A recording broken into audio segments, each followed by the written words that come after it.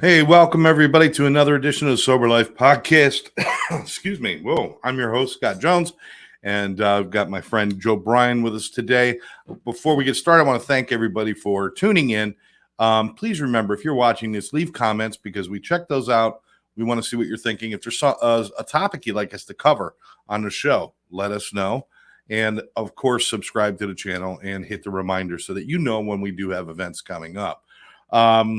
We're going into the holiday seasons, and of course, everybody here at Sober Life Podcast, one brother, one sister, all of us in our family wish you and your family happy holidays, and please relax, don't stress, just have a good time.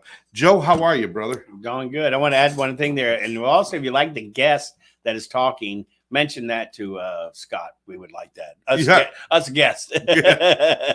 Absolutely. So Joe's a nice guy. That's all I got to write. All right. Joe, we haven't done this in a little bit. It's been a little while. You've got a lot of new things going on, and taking a step back from the day to day in the treatment industry, moving into some other things. What do you got going on, pal? Well, I'm doing a little bit more volunteering, and the other thing, I just joined the Elks Club. I didn't know the Elks were a little more pageantry than it was. I thought it'd be just like a lot of good old boy network, but no, you have to go through orientation. And then they have a initiation. Oh, wow. Yeah. And they do have a signal that all elks give to other elks. That's what I thought it was. But actually, I think we're allowed to say this on radio, on television, but that's it. Like that. I don't think that's giving any secrets away. I always watched the honeymooners, remember? And they had the was it? Was it the Moose Lodge? Moose Lodge. I think it was the Moose. He was the Grand Poobah. Yeah, Grand Poobah. All right. Well, ours is called the Exultant Leader. Oh, wow. Yeah, Exultant Leader. So a lot of this stuff you're not allowed to talk about because it is a secret society. But actually, they've given away $80 million in donations to various groups, very active with veterans. So what's one of the biggest thing, if you want to join that, you have to pledge that you believe in God, and then you will stand up for the flag. And oh, wow. This is very patriotic organization. Well, I know there's other things out there. I got family members that were in the Masons. And, a little older. Again, you don't talk about that. Right. You don't talk about, and my brother said, they even have a secret handshake. So they do. Well, they're starting. He wouldn't show it to me. I don't know why. I'm not going to break into the Masons Lodge. I mean, it's just not happening. Well, that's why I don't know. I was allowed to show the. I may get thrown out already if I gave the secret away, but you're right. They're very secretive. It's not that they're. It's just funny how secretive they are. Yeah. That's interesting because there's a lot of those things out there. Kiwanis is another club which is really, you want to talk about dedication to charity and things like that. Shriners. Shriners and their hat and little cars. Oh, yeah. But what that proves, Joe, is that people need support. They need their tribe. They need people. And working in recoveries for so long, we recognize that as, you can't just go out there and be on your own. You need people around you that are like-minded to support you and stuff in recovery. But in regular walks of life, it's important to be part of those kind of things, isn't it? Oh, absolutely. I mean, I'm starting to retire, and I was looking for other ways to meet people and to be around other people. So this was one. I already do a lot of volunteering because that's what they do there a lot. I'm on a number of boards as it is. I'm on a new board, but it's also, they have some things going on, and I don't like staying at home. I like to get out and go things, Right. Yeah. So that's interesting. And hopefully I'll get to meet some people. And they do play Texas Hold'em on Monday. It's only $10 buy-in. I like that. Oh, I like that too. I'm in. Yeah. So it's interesting. I got to say, they have their own lodge, and it's very reasonable to join. Yeah. And again, you do a lot of volunteerism through those things. Yeah. Oh, yeah, they do. Yeah. And I think that's kind of a lost art, I think, Joe, in today's society. Probably back when we were kids and our dads were out there, and our moms were doing more and volunteering, and there's more of that. You don't see it as much anymore. Do you think that's kind of missing from society? Well, that we were talking about that our conference the other day, that the things in our field, the addiction field, the mental health field. I mean, if you look at it, we've lost somewhere around 200 indigent beds that we had before. We don't have them anymore, and we have more population but less indigent beds. And they were all of that was back in the 70s, 80s, where they really did a lot of work. Right. They formed the CBAP board. They formed the mental health mental health. I forget what you call it, the mental health club or not club, but organization. But they got very involved, and they had CARP, they had DAF, they had but there's some of them still there, but CARP's gone. We lost our mental health. There was one there, Jerome Golden, that's gone. It was 45th Street before that. If anybody remembers. When they were doing these indigent situations for mental health and for addictions, the funding has to come from somewhere. And I think a lot of that funding came from federal and state, right? Well, it came from a lot of people working, though. It has to come from somewhere, but it also has to come from the work of people pushing someone. It got to a point, I told you, where addiction was not even in the top 10, even though we were losing so many people through the Oxycontin period. I told you, I talked to the mayor, and his complaint was not that the people were dying, is that they were dying in his town. Oh, yeah. Okay. Yeah. So that's a different thing. Kind of not in my backyard kind of thought. And that was his complaint. And then the other complaint was, there's too many because it got out of control, too many halfway houses. So the attic, as far as funding got to, people didn't want to talk about that, and they didn't want them in their backyard. And that was a big change from the 70s, 80s, and a little bit of the 90s. And that started at 2010, 2005, that area. So which direction are we heading? Are we heading in the wrong direction? Are we heading in a good direction? I mean, I know there's there's a little more awareness than there used to be about the problem, but are we having as many solutions as we need at this point? Well, we've always had, the solution hasn't changed. I mean, the solution is one of the problems is like I was talking to someone who was talking about homelessness. All right. Well, the problem is homelessness isn't just they're homeless people. Some of them are active mental health or addicts, and so they have a different solution. Right. Okay. And so the problem with our government, they usually get on whatever the kick is at that time and start solving the problems, and the money goes there, but it doesn't go appropriately. Like if you put a crack addict in a house, without treating him, he's going to steal the copper out of it, and it's going to become a crack den. So that doesn't work.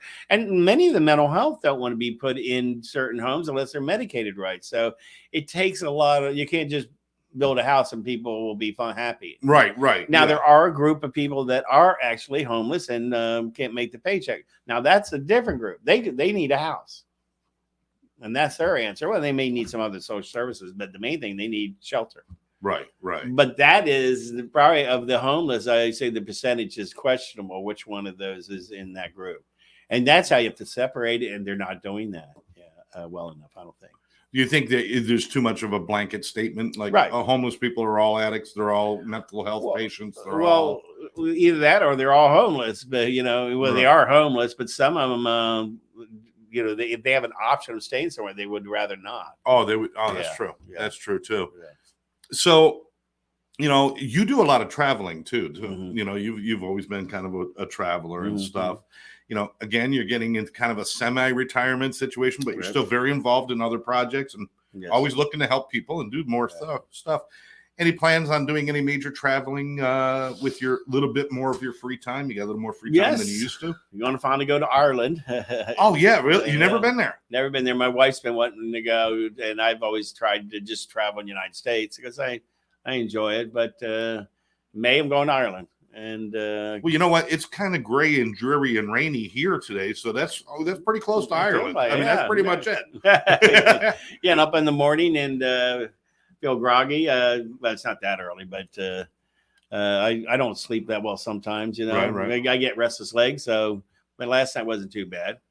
But I'm also going to go to skiing in Colorado. 17th, taking the whole family. You going to go to Vail or? No, we're going to Granby. It's a smaller area, a little less expensive. Yeah.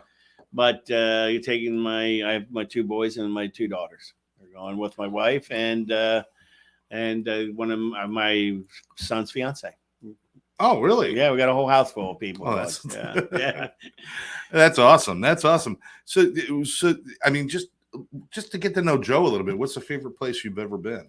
Well, my favorite place to go to, the favorite place was Havasupai Falls. I mean, I did that once. Oh, that was in Arizona, I think it is. It's an Indian reservation, and gorgeous, beautiful. Really? Yeah, it's a trek down in the you start in the top of the mountain, you have to climb down a little bit, but it's a beautiful waterfalls, and it's camping. They do have a little hotel about I think 1.5 miles from the falls. You could stay in that hotel. It's interesting stuff that you either walk or go down by helicopter. Oh, really? Yeah. Oh, okay. What'd you choose? We did the walking. Oh. If I did it now, the helicopter. Yeah. And you got to start at 4 a.m. because you have to get going before the sun gets you. It's a trek. We went and visited when I was younger. When I was a kid, my father took us into the Adirondack Mountains. We climbed all the high peaks in the Adirondacks, but we climbed Whiteface Mountain, which is the tallest in the Adirondacks, and we got up to the top, and there was a freaking parking lot up there. That's where they had the ski jumps and all these other things. And I'm looking at my father. I'm like, you son of a gun! I mean, you had us walk this mountain. We could have taken a cab. We could have drove up here. Yeah, I've had that, and not that, but I've had that happen where we walk somewhere and then it's a little disappointing thinking that you're walking this or trekking this hard mountain and you come up and there's a parking lot out there. That happened to me one time when remember I was a little deflated from that. It takes away the special nature of what you just did. Absolutely. It's like, hey, I made it where nobody can go unless you got a Toyota, then you can go there. It's crazy.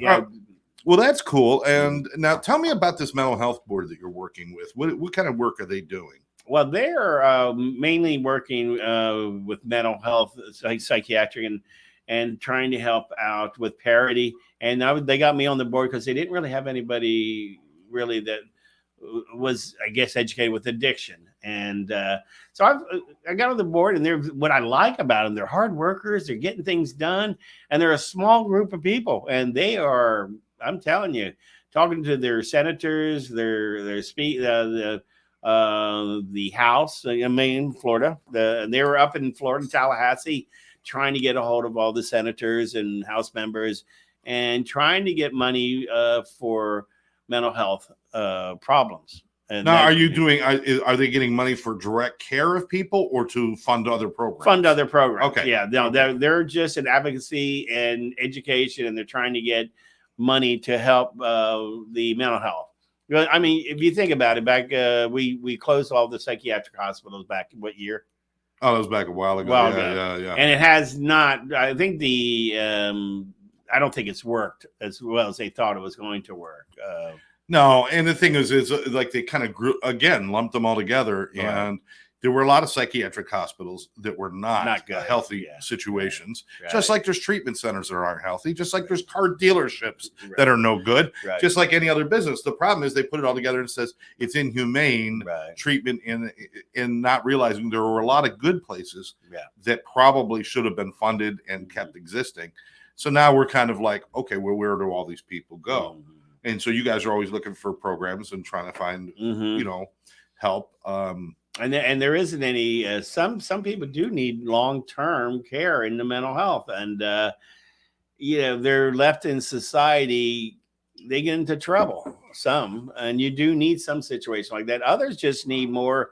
You have less, more just a house to stay where someone's managing them, helping manage.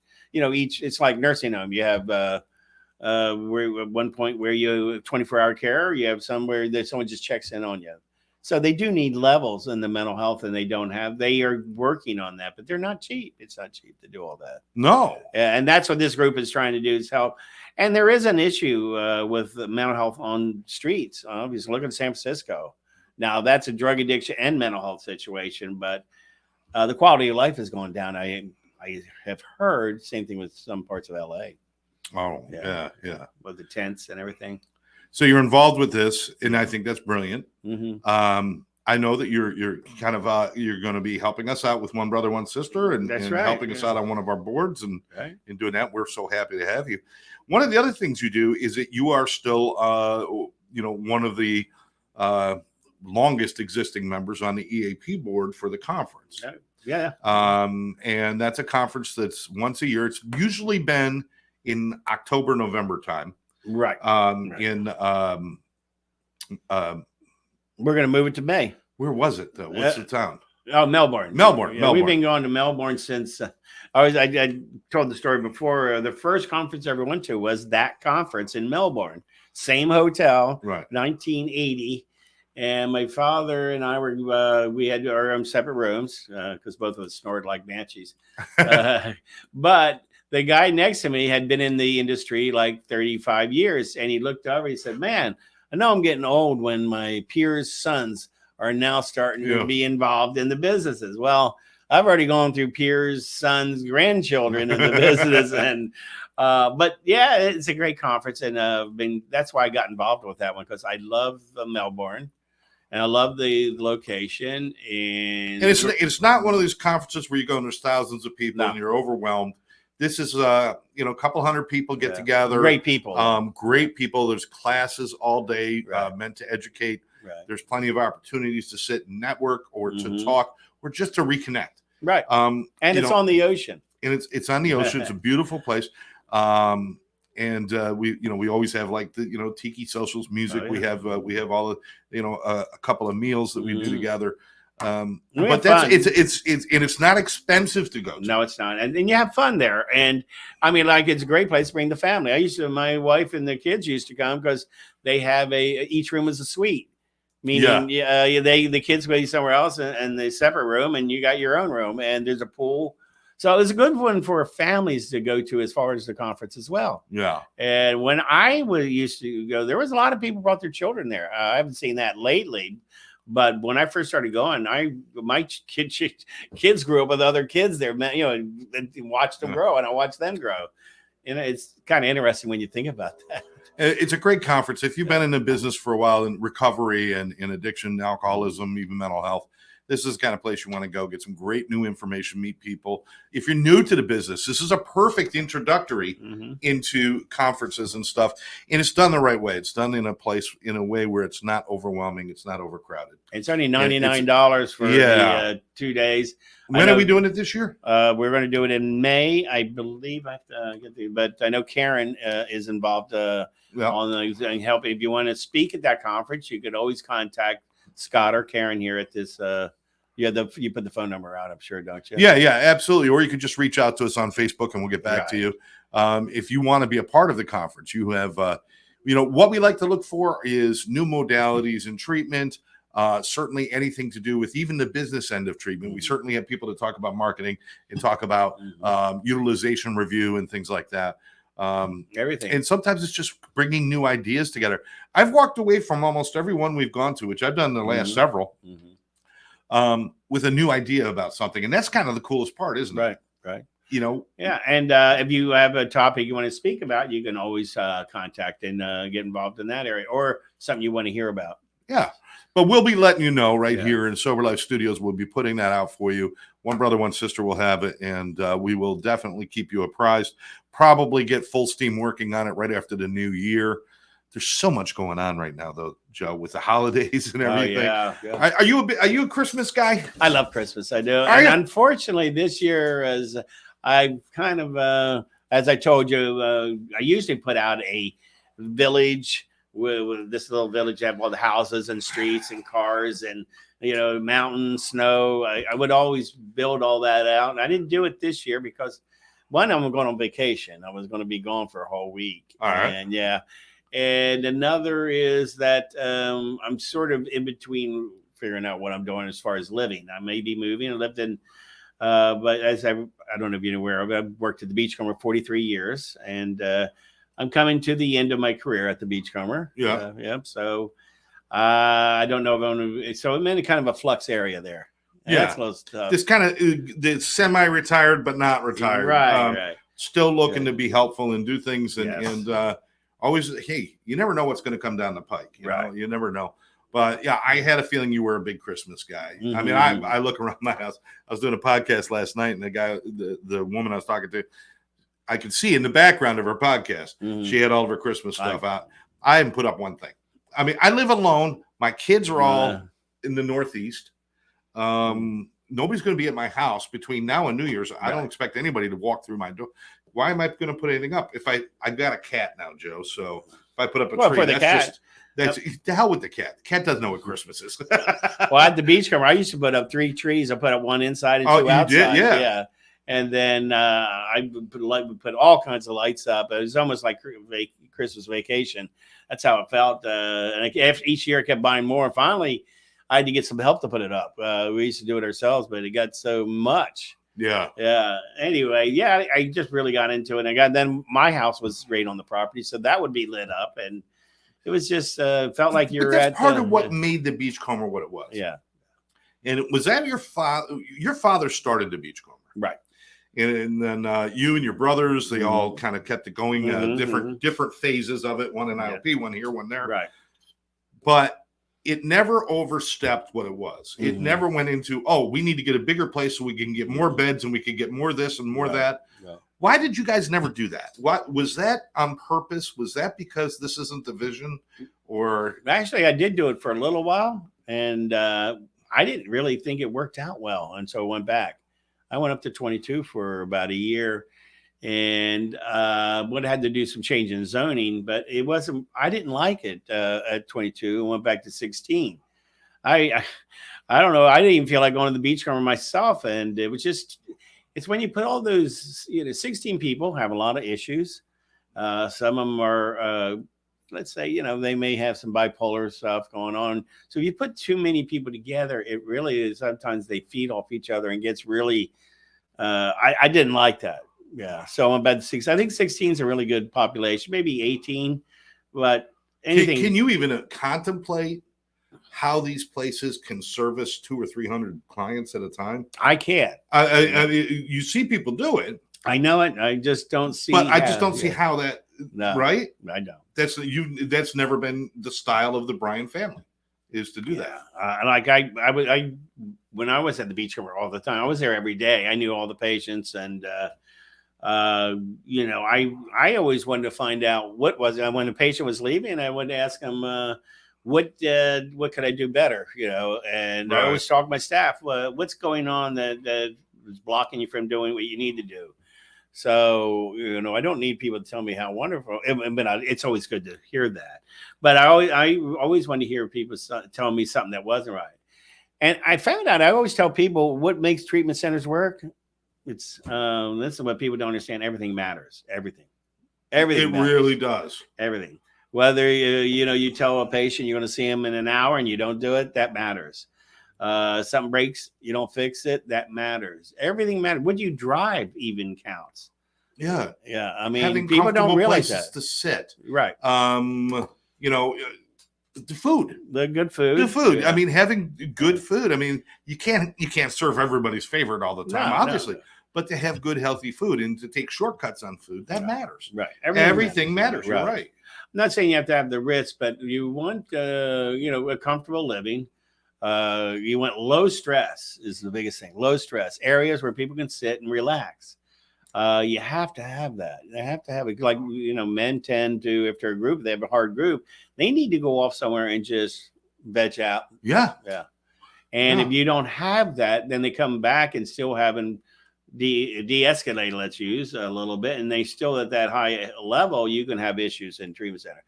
We've never had the police at the Beachcomber while I was there, except for ambulances, of course, if someone have a seizure or something, which used to happen a lot more back in the old days. Yeah. We won't go there, but we never had to, except for one time somebody's daughter hadn't called home, and they had already gone, and but that's something, if you can say you haven't had the police at your facility, because they do go to facilities. Yeah, absolutely. I think I was working there for 3 years, I think.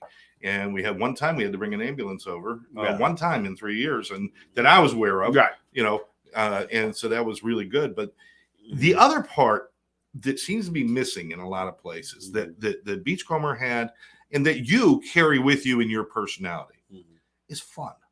Well, yeah, and I like that. A lot of fun. places are just so damn serious and follow the rules. Sit down, shut up, and learn. Right. And that doesn't make sense, does it?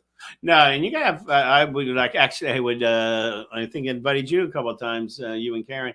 We had movie night, and would give away, do trivia, and do some jokes in front of everybody. But you could do that, especially during COVID. You could rent out the Palace, and it was only like $140 for a movie, and everyone would get free.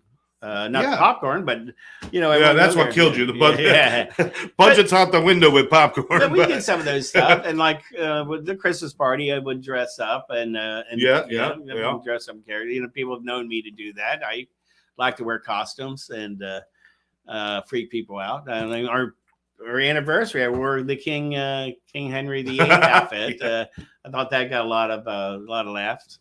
But no, I believe in having a good time and laughing. Laughing is, and I believe therapy should be about laughing too. And that's what you do. It should be. Yeah. It really should be. It should be about being relaxed and having fun and enjoying it.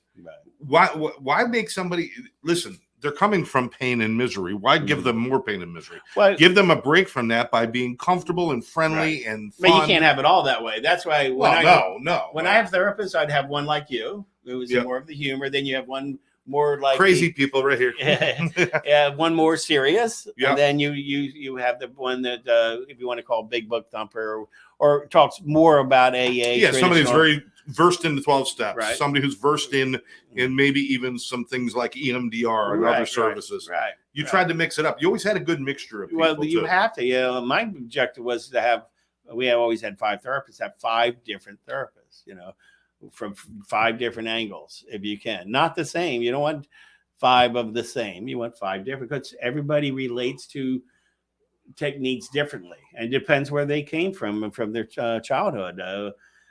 Some people don't do well with rigidity, and some people do. They have to have that. Yeah, some people. You're right. You're absolutely right. I would love to bottle the formula of the Bryan family and sell it to people and say, this is how you should be doing things. 46 years in existence, coming up on 47, I think, right? Yeah, everything matters. Just remember that everything matters. And that's where people lose it. And now that you're stepping back and you're doing other things, are you thinking about? I don't mean bucket list like you're gonna die, but are you starting to think about? Here's some things I always wanted to do. Now I got the time to do them. I don't have that thing. You don't have that? I don't have that bucket list. I enjoy. You know why? Because you always lived your life. Yeah. Well, I there's nothing. I'm going to Ireland more for my wife. I mean, I'd be happy just going back to Grand Canyon. Right. I love North Carolina. I go to North Carolina. I ride the Parkway. Just get a convertible. I'm happy just doing that. So you and your wife probably have a lot more time together now too. Yeah. Okay, is she ready to kill you yet? Well, she's still working. She's still working full time, so that's a little tough. I don't think she's used to having because I was at the office every day. I went in the office usually by 7:30, 8 o'clock, and left at 5. Right. Back before COVID, of course. So now that I have all the time, it's I think it's a little tough on her to figure out. I mean, he's having too much fun, and I'm working all the time. I try to tell her I'm not having that much fun, I'll try not to have too much. At least I won't tell you how much fun it is. That's hilarious, Joe. Now, again, we're coming up on the holidays. This is a very tough time for people.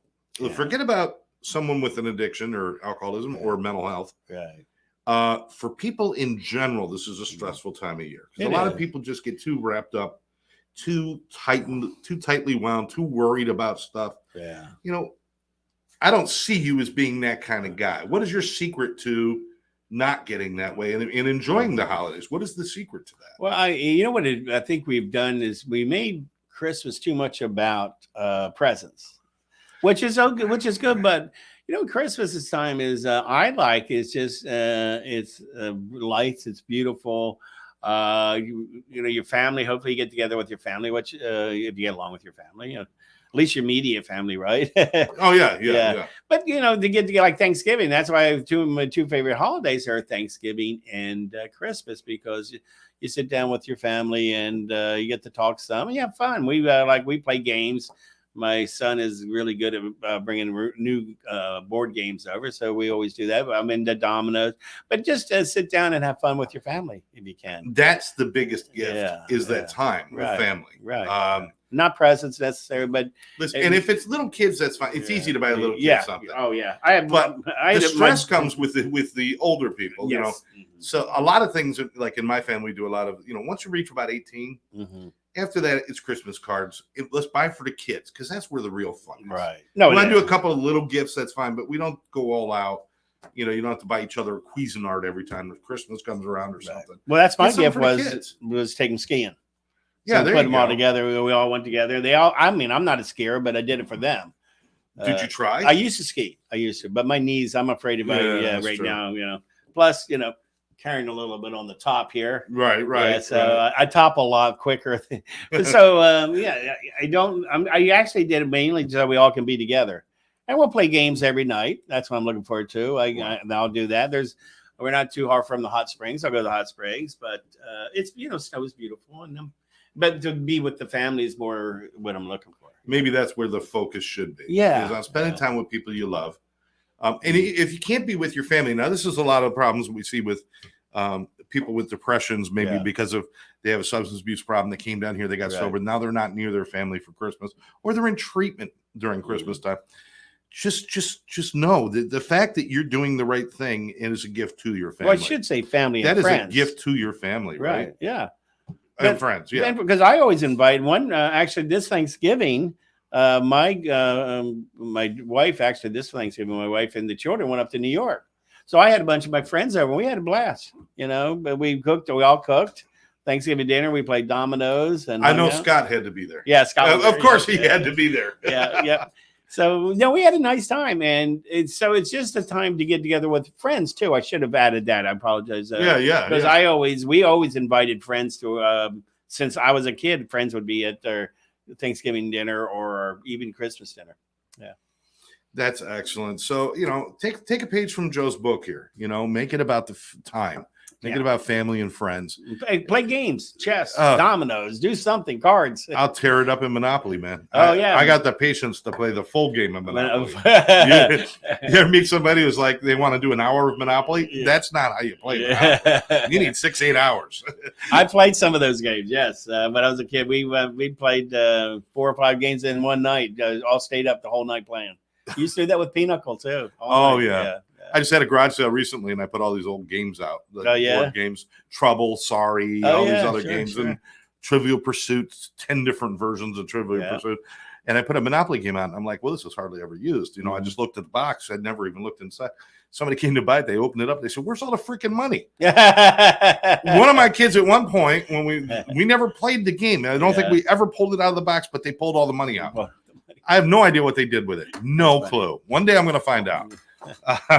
But that's a good thing. Then we go into our new year. Right. And before we wrap up today, Joe, yes, what do you want to see this coming year? I mean, there's been a lot of changes for Joe in his life, you for your life. There's been a lot of great changes in treatment and awareness. What do you want to see happen in 2024? What would you like to have happen? I like to see the treatment come back to where it should be. It has left the station, and I think they've lost their and it's because of many reasons, insurance, DCF, what have you. They've lost their goal, I believe, and they lost their ability to help people. I think many of them. Yeah. Not all, but many. Yeah. I don't want to say all, but it's become, well, it's another, unfortunately, there's still some good programs out there, don't get me wrong, but there's a lot are generated by money, and money makes the decisions. That's one thing I tried never to do at the Beachcomber, was let money make a decision on whether we did something or had something. I would always have things that you didn't make money on, that you would offer because it helped the patients. Well, if you do the right thing, the money will follow. But I see that because I was back in the 70s when insurance didn't even pay. People had to pay themselves. I think our price was $520, $520 for 28 days in 1976. Wow. Yeah. Very cheap. Money's different now. And it was really a quality treatment. Right. even back then. I mean, the family ate with everybody in treatment. There, it's interesting. You ate we had a table. The family had a table, and they ate in the same room, and we had the same food, and conversation was conversation.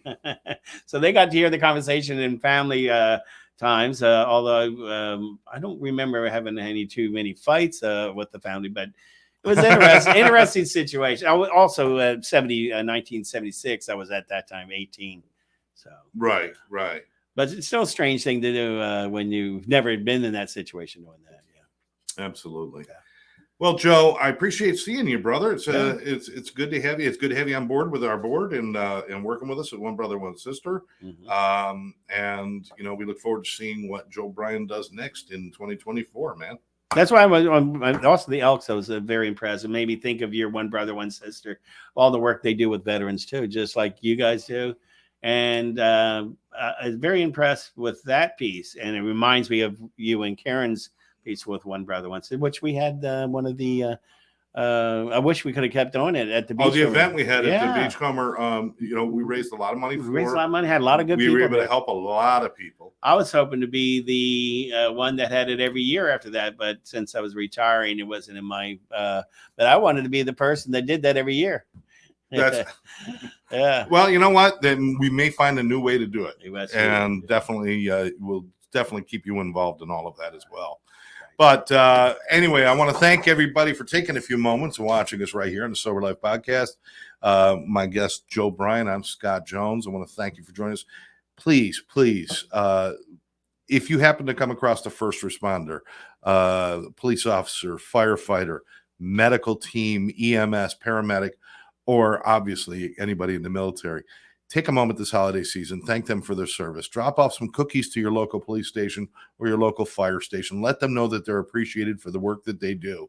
Because as we're sitting back and opening our presents and drinking our eggnog, they're out there still protecting us and doing what they need to do. So please remember that this holiday season. And like Joe says, friends and family and time. The greatest gift you can give anybody is your gift of your time and spending time with people, because when you miss it, you never get it back. Sober Life Podcast. We will catch you next time. Take care now.